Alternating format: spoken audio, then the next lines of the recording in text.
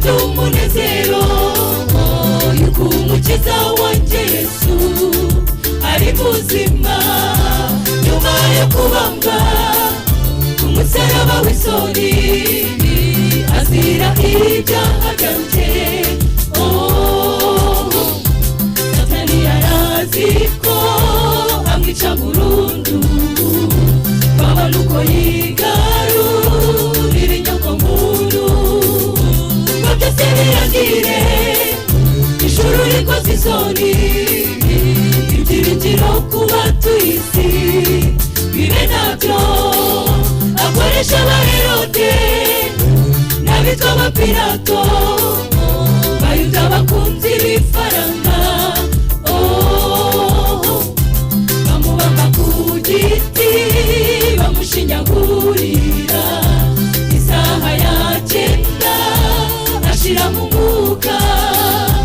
Satani arishima azi ko biragiye ariko yaribeshye kuko umwami ni muzima umwami waratsinze wanesheje urupfu ibyiringiro ku batuye isi ubu ni bizima nimuze turirimbe tubyine iyo ntsinzi bishimire ko yaturokoye n'amaraso ye umwami waratsinze wanesheje urupfu ibyiringiro ku batuye isi ubu ni bizima nimuze turirimbe tubyine iyo ntsinzi bishimire ko yaturokoye n'amaraso ye.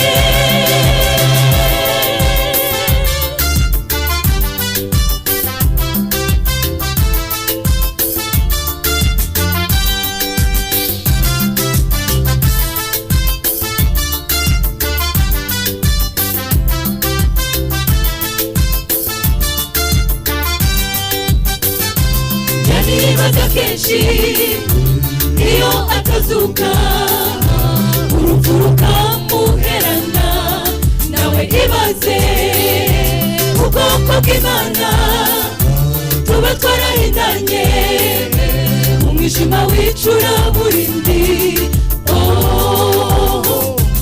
Umubisha yajyaga kutwishima hejuru adukoza isoni atugira umunyago we ariko ntidakunze kuko ku munsi wa gatatu umwami yavuye mu gituro ari muzima niko kudushikuza mu kuboko k'umwanzi ahera ko atangaza intsinzi kuri bose bazamwizera.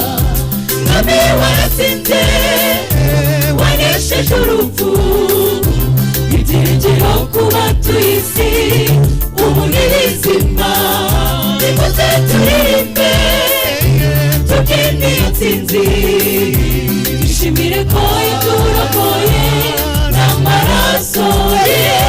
Umwami waratsinze wanesheje urupfu ibyiringiro ku batuye isi ubu ni bizima nimuze turirimbe tubyine iyo ntsinzi bishimire ko yaturokoye n'amaraso ye. Umwami waratsinze wanesheje urupfu ibyiringiro ku batuye isi ubu ni bizima nimuze turirimbe tubyine iyo ntsinzi bishimire ko yaturokoye